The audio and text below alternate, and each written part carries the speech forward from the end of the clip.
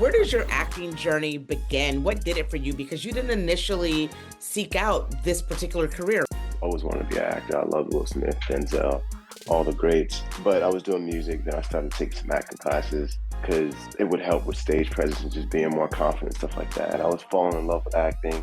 And then I was like, you know what? I like this more because in the music business, it's just harder to make a career out of it. And for me, caring about the message that I put out. And then with acting, I was like, yeah, I can play this, I can play this, I can play this. And then I get to talk about it from a different perspective in interviews and stuff like that. I was like, you know, I think I like this better. And by the grace of God, I started working. Marvel Jessica Jones was my first job. By the grace of God, I started working consistently. What was the role for you that made you say, all right, I picked well, I made the right choice in this pursuit of an acting career? I think it was Grownish. It was probably, it was probably Grownish for sure. I was so nervous because it was like the first thing that I was going to be in multiple episodes, and then I'm with people that's been in a business since I was a kid watching them, the Yara Shahidis, Trevor Jackson, Francis Raisa, and I was just like, yo, these people, I grew up watching them, this is the secret life of an American teenage girl. And I was like, dang, I don't know how I'm gonna really fit in. And I just remember when the first episode dropped and the second episode dropped, and then I was trending, on Twitter and different social media platforms in a good way. And I was like, oh, okay. I was like, dang, I can do that. And that definitely gave me a certain level of confidence. And then after that, I started booking different movies, and I think the movie that I booked with Ben Affleck, when I was having a conversation with Ben Affleck, he gave me some great words of encouragement and made me feel like, I could really do this for a long time.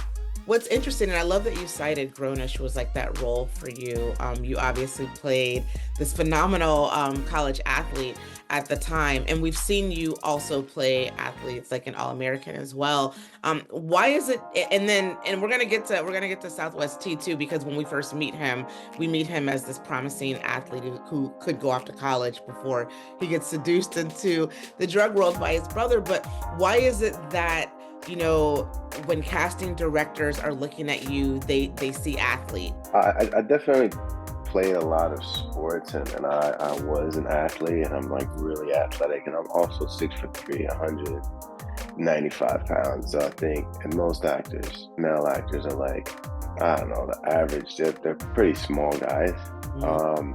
So I think the minute they see me, they're just like, oh my God, he would be perfect for this. But I definitely was complaining. I mean, to the first role, I was a student, which was in Marvel Jessica Jones. I wasn't an athlete, and I was like, oh, this is cool. And then a good amount of them, I was definitely different athletes. But I was like, yo, it's just crazy. I get to be on a Disney lot. I get to work on a Warner Brothers lot, there's only a small number of humans that could ever say they had that experience, So even though, typecasting is a thing, but it's just it just depends on how you look at it. Because to me, I was like, yo, it's just amazing. And then I've been able to diversify my portfolio by doing Broadway, this drug dealer now, and different things. But sometimes when you get in, you got to get in when you fit in, and then afterwards you got to expand. And Terry was a big academic student. Terry was he was never an athlete though, because he was the one that was made fun of. Meech would always say Terry had 2 left feet. A lot of actors have backgrounds in sports, and sometimes it shows up, whether it's in the teamwork of it all or the coaching and the player part of it. But how does that show up for you, even in this role in BMF? To be an athlete, I think it's a mindset. I don't think it has anything to do with physicality. I think in life I have that athlete mentality, the mental fortitude that when I'm faced with adversity, I'm gonna overcome it, come hell or high water. Going into acting is great because I'm used to being coached. I'm used to having, different forms of directors and producers growing up as a kid hearing yo, don't do it like this, do it like that. So it's when you hear that on set, where you're no, don't say this, say it like this, or someone's being a little more harsh, I don't take it personal. I'm not emotional about it. I understand that we're all coming together for the collective good of the project. So what was it about Southwest T? What made you say, God, I really wanna help bring him to life in this series?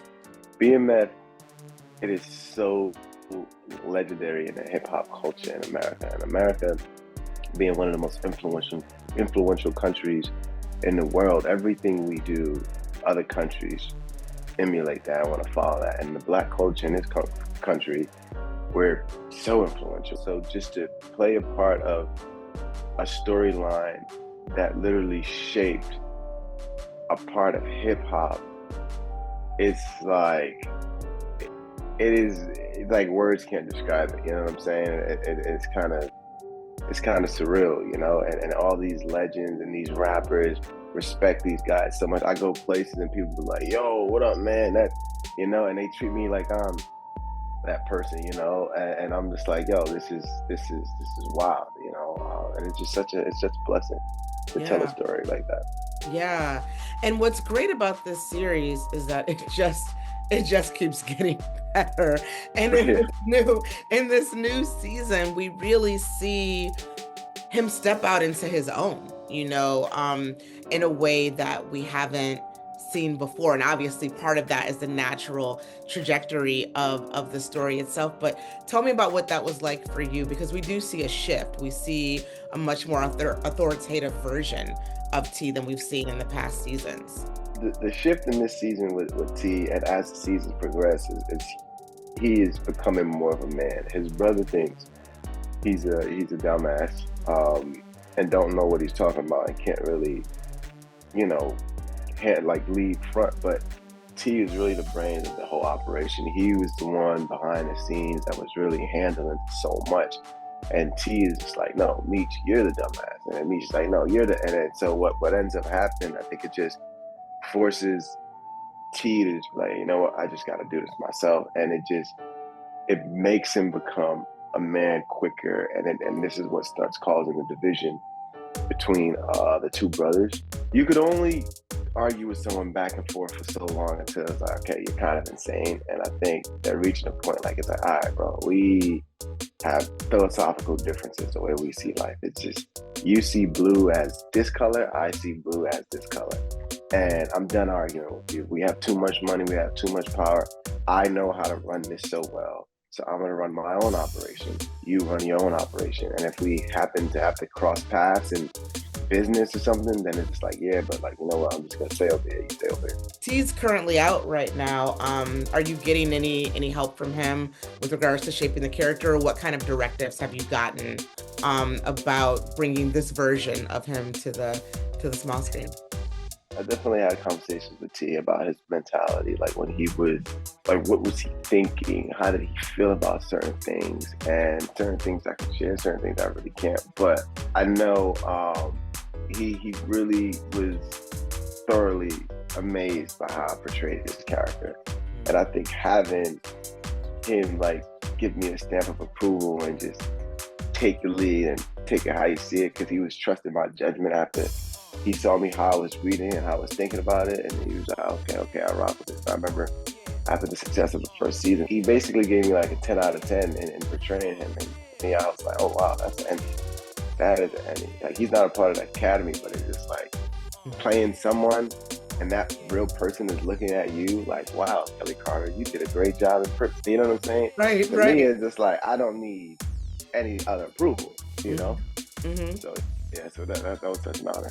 It's such a unique experience watching this series in particular, because almost everyone, especially in our culture, is aware of BMF to some extent.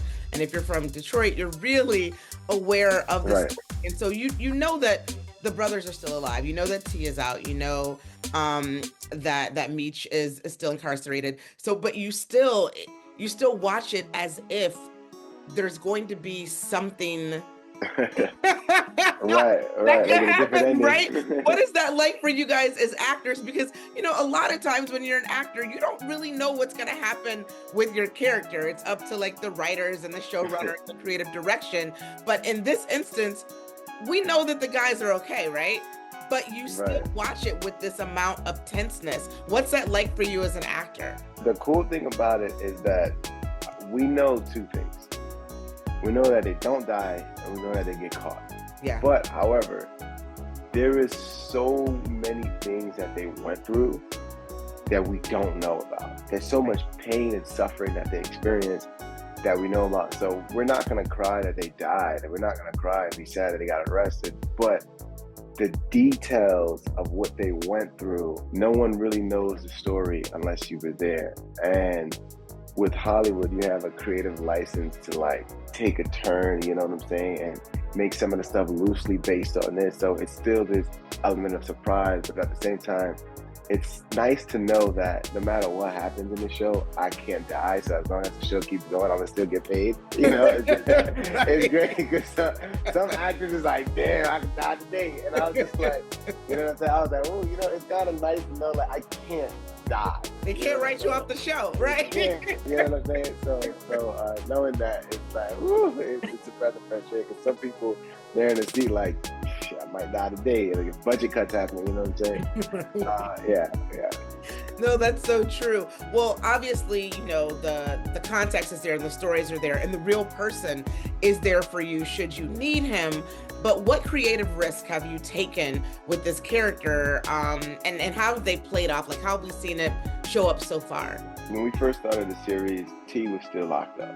Yeah. So I was having conversations with him, but it was just, it's over the phone, you know? So it's like, there's only so much you can really have conversations about. And he doesn't want to say anything that would just further incriminate Right. anything like that. So I had to take the creative license Right. to imagine he said something else and they gave him like more years. I'd be crazy. He'll hate me. But because I had a limited amount of material and knowledge on him, it forced me to go inside Da Vinci's brain and create the other half of Terry. Like how Terry probably was with his family, how he was with this, how he was with that. And then sometimes it's like they were living so fast that I don't think in certain moments of their life they weren't fully aware. You know, like when you're going, you're hustling. Like you ever like sit back in life, you're like, damn, what was I doing in 8th grade? What was I doing in 9th grade? Like, why was I friends with you? Because you were just so focused on something else. So I know with he was so focused on other things that there's certain areas in his childhood that's probably blanked out. So it leaves me with the creative license to like create how he would be in this environment. And I think it worked because he's just like, he likes it. And sometimes he makes these jokes. He's like, man, you're making all the girls love you, man.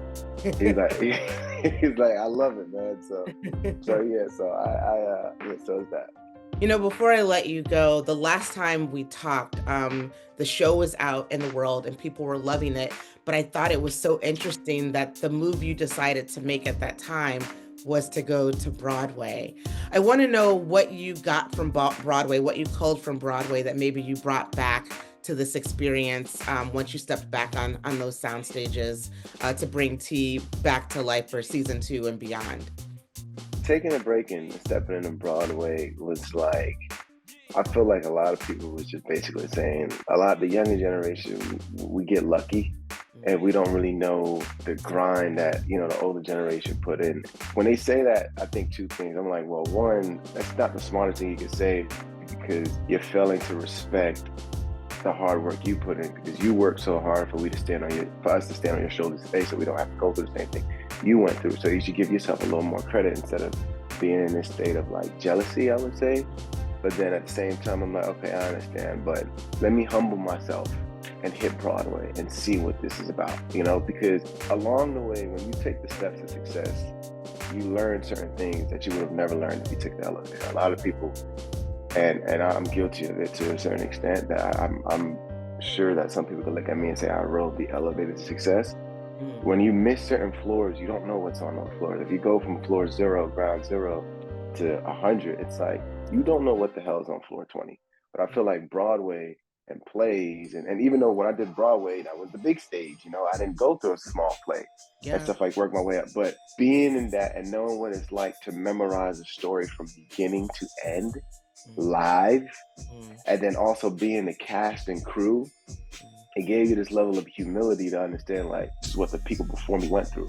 And this was like the only form of this. And this is like hard work. And you're not getting paid the same way you get paid on television and movies. So you're like, for one, you gain an appreciation for your life. You're like, wow, thank you, God, for being in this position. Because now I know, like, when people say, you have no clue, I'm like, I kind of do. Like, I kind of do now. And then it's hard work. I mean, you got 8 shows a week. There's only 7 days a week. You have 1 day off. That day that you have off, you're so drained from them 8 shows that you're just sleeping and you go back at it. And then the feeling of sharing an emotion with an audience in real time, like right then and there, you can hear them crying. You realize how much you can affect people, and it makes you go back to the screen acting even better, because you're just like, yo, like we literally just sat here and like cried together or laughed together. But like in TV, you're numb to that. You don't know that people are actually doing that. You could hear you're doing a good job, but it's different when you're just hearing it from 2-3 people. And in Video Village, a couple people, but then there's 1,000 people, you know, and then people are outside waiting for you. It's almost like you just go back to your roots of like where it all began. And it does something to the brain that it's kind of hard to put into words. But then when you go back on set, you realize how easy set is, because you got cut. And then they could you don't even have to know your lines. I can literally do a scene right now with you and be like, line, say, hey, Kelly, line, say, Kelly, I hate you, Kelly, I hate you. And when they cut that up, it's, hey, Kelly, I hate you. And it's like, it's so funny. You're like, oh, wow, this person, like, the bitch is actually terrible. You know, but they'll never know that. But when you go to Broadway, you can't do that. Yeah. Like, you're like, nah, it's sports. It's almost like you can't go to the NBA or the NFL and not be good. You know, so it gave me this confidence to where when I hit back on the screen, I was just like, oh, yeah. Like, I got this. I love that. And I love you, Da Vinci. Thank you so much for doing this. The only mistake I made in this interview is that I forgot to greet you from my native land with "What up, doe?" And I feel like I failed. Detroiters everywhere. Thank you so much for the time. I appreciate it. Continue. No problem. Thank you so much. Appreciate you.